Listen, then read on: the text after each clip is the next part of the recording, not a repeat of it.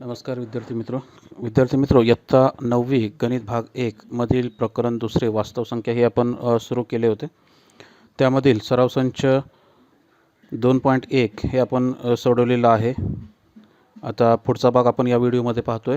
त्यामध्ये पहिली जी व्याख्या दिलेली आहे ती म्हणजे करणी. करणीची व्याख्या इथं मी लिहिलेली आहे की करणी म्हणजे जर n ही एक नैसर्गिक संख्या असेल, 1 पेक्षा मोठी असेल है ना. नैसर्गिक संख्या 1 पासून सुरू होतात आणि n ची किंमत ही 1 नसावी, म्हणजे 1 पेक्षा ती मोठी असावी. बरोबर आहे. a ही धनपरिमेय संख्या असावी. तर a चे nवे मूळ याला आपण या पद्धतीने लिहितो, a चे nवे मूळ. ठीक आहे. घातांक स्वरूपामध्ये जर पाहिलं तर a चा घात 1/n असे त्याला दर्शविले जाते. ठीक आहे. आणि जर हे a चे nवे मूळ याला आपण वाचणार a चे nवे मूळ ही अपरिमेय संख्या असेल. कुठली संख्या असेल? अपरिमेय संख्या. परिमेय संख्या, अपरिमेय संख्या यांची व्याख्या आपण पाहिलेली आहे है ना. आता इथं वर्गमूळाचं चिन्ह आपल्याला दिसत आहे. बरोबर आहे. तर ज्याचं वर्गमूळ सुटत असेल, ज्याची किंमत आपण सांगू शकतो त्याला आपण परिमेय संख्या म्हणतो. आणि ज्याची किंमत आपण सांगू शकत नाही, जसं वर्गमुळात 2, वर्गमुळात 3, वर्गमुळात 5 आहे का नाही, यांच्या किमती आपण सांगू शकत नाही, तर अशा संख्येला आपण काय म्हणतो? अपरिमेय संख्या. म्हणजे ज्याचं वर्गमूळ सुटत नसेल असं असेल तर त्या एच्या एनवा मुळाला काय म्हणतात? करणी असे म्हणतात. ठीक आहे. यामध्ये 3 अटी आहेत करणीच्या व्याख्यामध्ये. सुरुवातीला पहिली अट म्हणजे n ही नैसर्गिक संख्या असावी, 1 पेक्षा मोठी असावी. दुसरा a ही धनपरिमेय संख्या असावी, ही दुसरी अट झाली. आणि तिसरा की a चे nवे मूळ ही अपरिमेय संख्या असावी. परिमेय आणि अपरिमेय. ठीक आहे. या 3 अटी जर पूर्ण होत असतील तर त्या a च्या nव्या मुळाला काय म्हणतात? करणी असे म्हणतात. ठीक आहे. ते हे जे चिन्ह आहे त्याला आपण करणी चिन्ह असे म्हणू. n ला करणीची कोटी असे म्हणतात. तसंच a ला कनिष्ठ संख्या असे म्हटलं जातं. ठीक आहे. मग याचा उपयोग करून है ना, या व्याख्येचा उपयोग करून आपण सराव संच 2.2 मधील पहिला प्रश्न सोडवतोय. पहा, सराव संच 2.2 मधील सराव संच 2.2 यामधील प्रश्न क्रमांक पहिलाच आहे. प्रश्न क्रमांक 1, पुढील करणींची कोटी सांगा. पुढील करणींची कोटी सांगा. काय सांगायचं आपल्याला? कोटी. ठीक आहे. कोटी कुणाला म्हणतात हे आपण आता पाहिलं व्याख्यामध्ये. इथं लिहिलेलं आहे पहा, 7चे घनमूळ. 7चे घनमूळ. बरोबर आहे. याची तुलना आपण कुणाशी करणार? a च्या nव्या मुळाशी करणार. तर इथं n ची किंमत किती आली? 3 आली. n ची किंमत किती आली? 3 आली. म्हणून दिलेल्या करणीची कोटी बरोबर किती येणार? 3 येणार. काय समस्या आहे? हां, एकदम सरळ सोपी गोष्ट आहे. ठीक आहे. दुसरं उदाहरण दिलेलं आहे पहा की 5 वर्गमुळात 12. 5 वर्गमुळात 12. मग याची आपण तुलना केली. फक्त वर्गमुळात जे पद आहे त्याच्याशी तुलना केली आपण. 5 हे गुणाकारमध्ये आहे, सहगुणक आहे तो. ठीक आहे. तर इथं जर तुलना केली तर इथं आपल्याला काही एकही संख्या दिसत नाही आहे. याचा अर्थ तिथं किती आहे? 2 आहे. किती घ्यायचं आहे तिथं? 2. म्हणून n बरोबर किती घेणार? इथं 2 घेणार. आणि मग पुढे लिहिणार, म्हणून दिलेल्या करणीची कोटी बरोबर किती येणार? 2 येणार. ठीक आहे. तिसरं उदाहरण दाखवतो. 10चे चौथे मूळ. 10चे चौथे मूळ. ठीक आहे. तर इथं n बरोबर किती मिळालं तुम्हाला? n बरोबर 4 मिळालं. आणि म्हणून कोटी बरोबर किती मिळणार?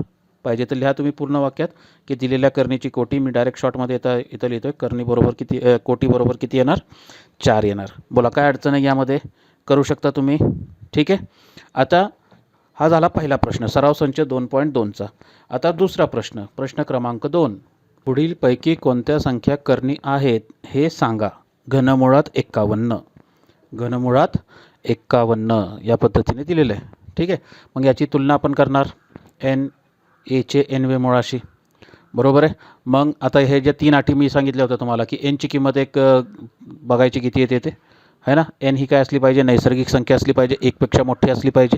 दुसरी की एची किंमत ही धनपरिमेय संख्या असली पाहिजे आणि तिसरी एचे एनवे मूळ ही अपरिमेय संख्या असली पाहिजे. बरोबर आहे. या 3 अटी जर पूर्ण होत असतील तर दिलेली जी संख्या असेल ती काय असणार आहे, कर्णी होणार आहे. ठीक आहे. तर याचं उत्तर या पद्धतीने घेणार आपण की येथे एन बरोबर किती आहे, 3 आहे है ना. काय ही नैसर्गिक संख्या आहे, नैसर्गिक संख्या आहे है ना. आणि त्यानंतर एन हीची किंमत ही 1 नाही, ही पण अट दिलेली आहे. ठीक आहे. त्यानंतर ए बरोबर किती दिलेलं आहे, 51 आहे. ही धनपरिमेय संख्या आहे, ही काय आहे, धनपरिमेय संख्या आहे. ठीक आहे, धनपरिमेय संख्या आहे. त्यानंतर आता घनमुळात 51. आता आपल्याला या अशी एक संख्या शोधायची आहे की ज्याचा घन घेतल्यानंतर आपल्याला 51 मिळेल. शक्य आहे का पहा. पाहूया आपण. 2चा घन घेऊया. 2चा घन घेतला तर किती येतो, 2 गुणिले 2 गुणिले 2 म्हणजे 2 दुनी 4 दुनी 8 येतं. बरोबर आहे. 3चा घन घेतला तर 3 त्रिक 9, 9 त्रिक 27. 4चा घन घेतला तर 4 चोक 16, 16 चोक 64. 51 येते का इथं, नाही येत. 64 आणि 27 या दोघांच्या मधली संख्या येते बघा 51. म्हणून 3 आणि 4 यामध्ये कोणतीही नैसर्गिक संख्या येत नाही, म्हणून आपल्याला ती सांगता येणार नाही. आणि म्हणून 51चं घनमूळ ही काय असणार आहे, अपरिमेय संख्या आहे. कसली संख्या आहे ही, अपरिमेय संख्या आहे, अपरिमेय संख्या आहे. आणि म्हणून 51चे घनमूळ ही काय आहे, करणी आहे. या पद्धतीने काय करायचं, हे पहिलं उदाहरण सोडवायचं होतं. ठीक आहे. दुसरं उदाहरण दिलेलं आहे 16चे चौथे मूळ. त्याची तुलना करणार आपण एच्या एनव्या मुळाशी. ठीक आहे. तर येथे एन बरोबर किती आलं, 4. काय ही नैसर्गिक संख्या आहे. कसली संख्या आहे, नैसर्गिक संख्या आहे. आणि एनची किंमत ही 1 नाही. ठीक आहे. त्यानंतर ए बरोबर किती आलं आहे, 16. ही धनपरिमेय संख्या आहे, धनसंख्या आहे. आणि ती पण कशी आहे, धनपरिमेय संख्या आहे. ठीक आहे, धनपरिमेय संख्या आहे. आता त्यानंतर 16चे चौथे मूळ. आता या पद्धतीने आपल्याला एक संख्या शोधायची आहे की ज्याचं चौथा घात घेतल्यानंतर 16 मिळेल. चौथा घात घेतल्यानंतर किती मिळेल, 16 मिळेल. चौथा घात म्हणजे 4 वेळेस त्याच संख्येला गुणायचं आपल्याला. 2 गुणिले 2 गुणिले 2 गुणिले 2, 2 दुनी 4, 4 दुनी 8, 8 दुनी 16 मिळत आहे आपल्याला. बरोबर आहे का नाही. याला सोडवलं आपण, तर याला कसं सोडवायचं पहा, थोडंसं दाखवतो मी इथे.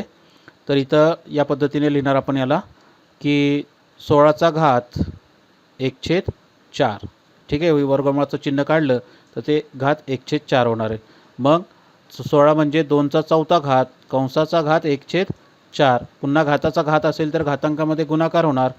तर तुम्हाला मिळेल 4 गुणिले 1/4. 4ला 4 कट होणार आणि उत्तर किती मिळणार, 2 मिळणार. या पद्धतीने आपल्याला ते करणीची जी संख्या दिली असेल ती सोडवता येते का पहा.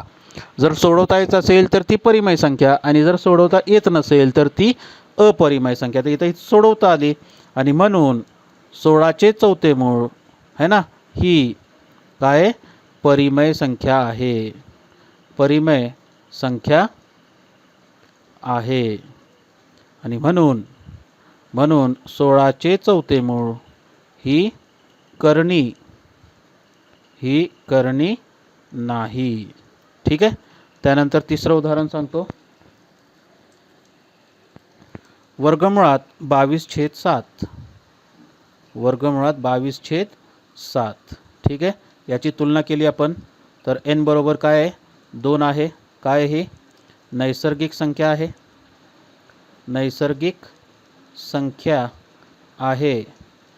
ठीक आहे. आणि एनची किंमत ही 1 नाही. ठीक आहे. त्यानंतर ए बरोबर 22/7. ही काय आहे, धनपरिमेय संख्या आहे, धनपरिमेय संख्या आहे. दुसरी अट पण पूर्ण झाली. ठीक आहे. आणि त्यानंतर वर्गमुळात 22/7. 22/7चा वर्गमूळ आपण सांगू शकतो का, नाही सांगू शकत. ही कसली संख्या आहे, अपरिमेय संख्या आहे. कसली संख्या आहे, अपरिमेय संख्या आहे. अपरिमेय संख्या आहे आणि म्हणून वर्गमुळात 22/7 ही काय करणी आहे. ठीक आहे. या पद्धतीने तुमच्या पुस्तकामध्ये एकूण 6 उदाहरणं दिलेली आहेत. त्या 6 पैकी मी 3 उदाहरणे तुमच्यासमोर इथं घेतलेली आहे. उरलेली जी 3 उदाहरणं आहेत ती तुम्ही सोडवायची आहे. ठीक आहे. या पद्धतीने आपल्याला हे सोडवायचं होतं. पुढची जी व्याख्या आहे ती म्हणजे सजातीय आणि विजातीय करणी. जर पी आणि क्यू या परिमेय संख्या असतील तर पी वर्गमुळात ए आणि क्यू वर्गमुळात ए या सजातीय करणी आहेत असे म्हणतात. आता दोघांचा जर तुम्ही विचार केला तर दोघांची कोटी समान आहे. तर सजातीय करणी होण्यासाठी दोघांची कोटी कशी असते, समान असावी लागते, ही पहिली अट. आणि दुसरं की कर्निस्थ संख्या ही काय असावी लागते, त्यांची समान असावी लागते. ठीक आहे. तर या 2 बाबी आपल्याला चेक करायच्या दिलेल्या करणीमध्ये, करण्यांच्या जोडीमध्ये, की त्यांची कोटी समान आहे की नाही. आणि दुसरी गोष्ट म्हणजे त्यांचं कर्निस्थ संख्या ही पण समान आहे की नाही. आणि याचा उपयोग करून आपल्याला सराव संच 2.3 मधील पुढचा प्रश्न घ्यायचा आहे. सराव संच 2.3 त्यामधील पुढचा प्रश्न आहे या पद्धतीने की खालील जोड्यांपैकी कोणत्या करणींच्या जोड्या सजातीय व कोणत्या विजातीय आहेत ते ओळखा. यामध्ये पण एकूण 6 उदाहरणे दिलेली आहेत. 6 पैकी 3 उदाहरणे मी सोडवणार. उरलेली जी उदाहरणे असणार आहे ती तुम्हाला सोडवायची आहे. बरोबर आहे. आता इथं वर्गमुळात 52 आणि दुसरी करणी दिली आहे 5 वर्गमुळात 13. बरोबर आहे. दोघांची कोटी आपल्याला इथे समान दिसते. फक्त कर्निस्थ पद पाहायचं आहे आपल्याला. तर इथं 13 आहे आणि इथं 52 आहे. मग याला आपल्याला अजून काय सरळ रूप देता येईल का ते आपण पाहूया. तर वर्गमुळात 52, ठीक आहे, हे आपल्या करणी दिलेली आहे. कोटी 2 आहे. कोटी किती आहे, 2 आहे. तर 52चे असे अवयव पाडायचे की त्याच्यातलं एक पद हे कोणत्या तरी संख्येचं काय असलं पाहिजे, वर्ग असला पाहिजे. काय असला पाहिजे, वर्ग असला पाहिजे. ठीक आहे. मग या पद्धतीने आपल्याला त्याचे अवयव पडतात का पहा. तर मला अवयव या पद्धतीने मिळाले पहा. 13 चौक 52, कारण 4 ही पूर्ण वर्ग संख्या आहे. दुसरे कोणतेही त्याला अवयव पडत नाही. मग याला आपण काय करूया, दोघांना सेपरेट म्हणजे दोघांना वर्गमुळाचं चिन्ह देऊन टाकूया. मग 4चा वर्गमूळ घेतला तर तो मिळेल 2 वर्गमुळात 13. तर इथं कोटी आली दोघांची पण 2 2. बरोबर. आणि कर्निस्थ संख्या पण कशी आली, समान आली. आणि म्हणून वर्गमुळात 52, 5 वर्गमुळात 13 या सजातीय करणी आहेत. या काय आहेत, सजातीय करणी आहेत. बोला काय अडचण आहे यामध्ये. ठीक आहे. या पद्धतीने हे पहिलं उदाहरण सोडवायचं होतं. दुसरं उदाहरण आहे पहा की वर्गमुळात 68 आणि 5 वर्गमुळात 13, 5 वर्गमुळात 3, 5 वर्गमुळात 3. ठीक आहे. आता यामध्ये 68चे आपल्याला असे अवयव पाडायचे आहेत. वर्गमुळात 68, कारण दोघांची कोटी समान आहे. फक्त कर्निस्थ पद पाहायचं आपल्याला समान येतं आहे का नाही येत. 68. ठीक आहे. मग 68चे आपल्याला असे अवयव पाडायचे, मूळ अवयव, की त्याच्यातला एक पद हे कोणत्या तरी संख्येचा काय असला पाहिजे, वर्ग असला पाहिजे. ठीक आहे. तर या पद्धतीने आपण अवयव पाडू शकतो. जर संख्या मोठी असेल, पाड्यामध्ये आपल्याला माहीत नसेल कोणत्या पाड्यामध्ये येते कोणत्या पाड्यामध्ये येत नाही, आहे का नाही, तर अशा वेळेस तुम्ही हे वापरू शकता. पहा, बेने भाग जाईल याला. 2 दुनी 4, 2 त्रिक 6, 2 चौक 8, पुन्हा बेने, 2 एक्के 2, 1 राहिला, 2 सती 14. तर 17 चौक 68 होतात. 17 चौक 68. बरोबर आहे. पुन्हा हे वर्गमूळ चिन्ह दोघांना देऊन टाका. वर्गमुळात 7 गुणिले वर्गमुळात 4, 4चा वर्गमूळ किती येणार, 2 वर्गमुळात 17. तर इथं जर आपण पाहिलं तर दोघांचं कर्निस्थ पद, कर्निस्थ संख्या ही कशी आली, भिन्न आली. म्हणल्यानंतर हे सजातीय आहेत का, नाही. तर हे कसे आहेत, विजातीय आहेत. आणि म्हणून वर्गमुळात 68, 5 वर्गमुळात 3 या विजातीय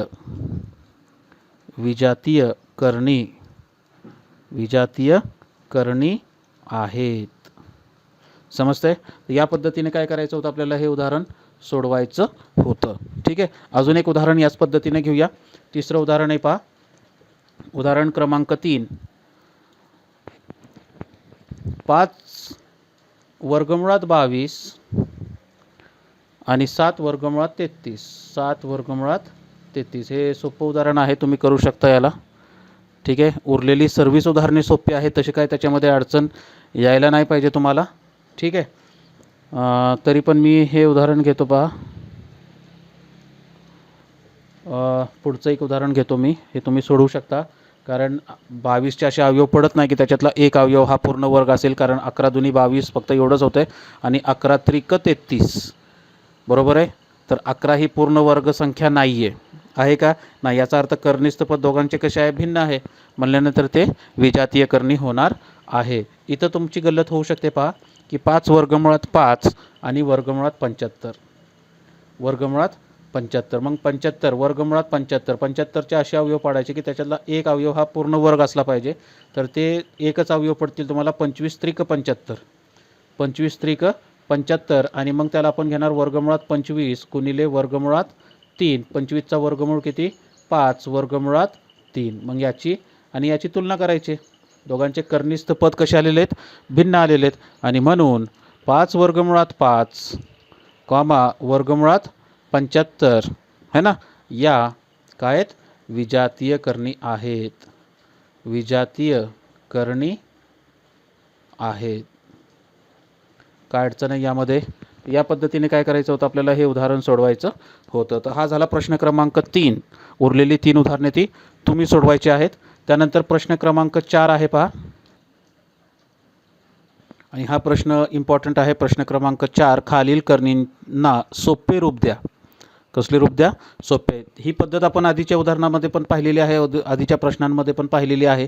तरी आपण पुन्हा इथं एक वेगळ्या प्रकारे पाहतो इथं की सोपे रूप द्या, है ना. वरती जे आपण वापरले तेच इथं क्रिया वापरायची. आपल्याला कोटी पाहायची पहिले किती आहे? कोटी इथं 2 आहे, बरोबर आहे. मग 27चे असे अवयव पाडायचे की त्याच्यातला एक पद हे कोणत्या तरी संख्येचा काय असला पाहिजे? वर्ग असला पाहिजे. मग 27चे मला असे अवयव पडतील पहा की 9 त्रिक 27, कारण ते 9 ही पूर्ण वर्ग संख्या आहे. आणि ज्यावेळेस कोटी 2 असेल, आहे का नाही, कोटी 2 असेल आणि आपल्याला अवयव पाडायचे असतील तर फक्त जे पूर्ण वर्ग संख्या आहे त्या संख्येच्या पाड्यामध्ये ती संख्या येते की नाही ते शोधायचं. समजलं का? पहा, कोटी किती आहे? तर 2 आहे, बरोबर आहे. म्हणल्यानंतर कोणता तरी एक अवयव जो आहे तो काय असला पाहिजे? पूर्ण वर्ग असला पाहिजे. मग वर्ग असणारे जे संख्या आहेत, पूर्ण वर्ग संख्या कोणकोणत्या आहेत? त्या 4 आहे, 9 आहे, 16 आहे, 25 आहे, 36 आहे का नाही, 49 आहे. या ज्या आहेत ते पूर्ण वर्ग संख्या आहेत. तर या पूर्ण वर्ग संख्येच्या पहाड्यामध्ये या दिलेली संख्या येते की नाही येत ते पाहायचं. ठीक आहे. उदाहरणार्थ आता 9 त्रिक 27, 9 ही पूर्ण संख्या आली, बरोबर आहे. दोघांना वर्गमूळ आपण सेपरेट केलं तर तुम्हाला मिळेल वर्गमुळात 9 गुणिले वर्गमुळात 3. वर्गमुळात 9ची किंमत येणार आहे 3 वर्गमुळात 3. ठीक आहे. हे झालं पहिलं उदाहरण. त्यानंतर दुसरं उदाहरण या पद्धतीने आहे की वर्गमुळात 250, वर्गमुळात 250, बरोबर आहे. आता वर्गमुळात 250 म्हणजे 25 10 250 होतात. 25 10 250, कारण 25 ही पूर्ण वर्ग संख्या आहे. आणि 10मध्ये जर 10चे अवयव जर आपण पाडायला गेलो तर ते किती येतात? 2 गुणिले 5. त्यामध्ये 2 ही पूर्ण वर्ग संख्या नाही, 5 ही पण पूर्ण वर्ग संख्या येत नाही. जर येत असती तर त्या पूर्ण वर्ग संख्येने 25ला काय केलं असतं? आपण गुणलं असतं. गुणाकार जो येईल ती अजून आपल्याला एक तिसरी पूर्ण वर्ग संख्या मिळेल. समजतंय? तर इथं 25चा वर्गमूळ गुणिले 10चा वर्गमूळ. 25चा वर्गमूळ किती? 5 वर्गमुळात 10. हे काय झालं? त्याचं उत्तर झालं. ठीक आहे. तिसरं उदाहरण आहे पहा की वर्गमुळात 168, वर्गमुळात 168. पुन्हा या पद्धतीने जायचं. आपला वर्ग 168 मूळ अवयव पाडायचे. बेनी भाग जाईल कारण एकक स्थानी 8 आहे. बे 8 16, बे चौक 8, पुन्हा भाग जाईल बेनी. बे चौक 8, बे दुनी 4, पुन्हा भाग जाईल. बे दुनी 4, बे एक्की बे, बरोबर आहे ना. आणि त्यानंतर 3 7 21, 7 एक्की 7. आता पूर्ण वर्ग संख्या पहा. पूर्ण वर्ग संख्या आपल्याला मिळायला पाहिजे. बे 18 याचे मूळ अवयव 2 गुणिले 2 गुणिले 2 गुणिले 3 गुणिले 7. मग यामध्ये अशी जोडी शोधायची की ती एक पूर्ण वर्ग संख्या आली पाहिजे. तर इथं 2 गुणिले 2 गेलं तर ते बे दुनी 4 येतं आहे. त्यानंतर 7 त्रिक 21, 21 दुनी 42, बरोबर आहे. म्हणजे 42 चौक 168 होतात, बरोबर आहे. मग इथं 42चे अवयव जर आपण पाहिले तर 42 कोणत्या पाड्यामध्ये येतं पहा? 6 7 42. मग 6चे अवयव पाडले तर बे गुणिले 3 आणि 7चे तर अवयव पडतच नाही कारण ती मूळ संख्या आहे, बरोबर आहे ना. तर इथे पूर्ण वर्ग संख्या आपल्याला मिळत नाही आहे. फक्त इथे एकच हे 4च एवढीच पूर्ण वर्ग संख्या मिळते. म्हणून आपण 168चे अवयव पाडूया. 4 गुणिले 42, 4 गुणिले 42. मग दोघांचा वर्गमूळ घेतला तर वर्गमुळात 4 गुणिले वर्गमुळात 42. 4चा वर्गमूळ किती येणार? 2 वर्गमुळात 42. तर हे काय झाले? ते सोपे रूप झाले या पद्धतीने. ठीक आहे. तर अशा पद्धतीने आपल्याला हे उदाहरणे सोडवायचे आहेत. एकूण 6 उदाहरणे दिलेली आहेत तुमच्या पुस्तकात. 5 उदाहरणे दिलेली आहेत, त्यापैकी 3 मी उदाहरणे तुम्हाला दाखवलेली आहे. उरलेली 2 उदाहरणे ही काय करायचे? तुम्ही सोडवायचा आहे. ठीक आहे. काय अडचण असेल तर तुम्ही विचारू शकता. याचा पुढचा जो भाग आहे तो आपण उद्याच्या व्हिडिओमध्ये पाहूया. धन्यवाद.